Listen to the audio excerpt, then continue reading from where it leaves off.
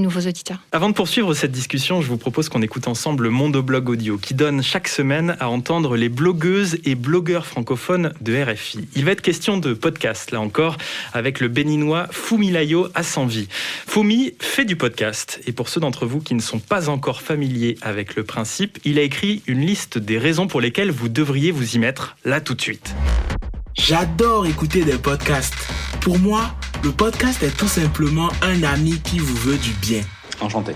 Le podcast, c'est un blog en format audio.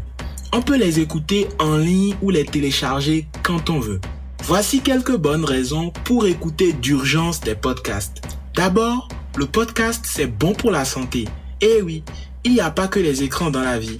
La lecture d'articles sur un blog, le visionnage de vidéos ou les échanges sur les réseaux sociaux augmentent le temps passé sur nos écrans. Et cela est mauvais pour notre santé.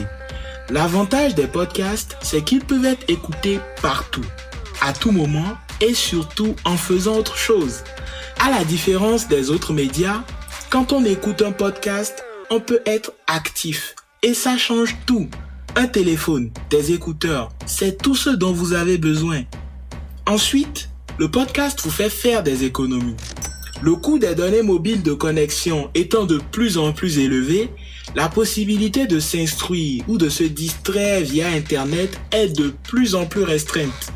Comparativement aux autres contenus sur Internet, le podcast économise vos données mobiles. Il est donc moins cher à consommer.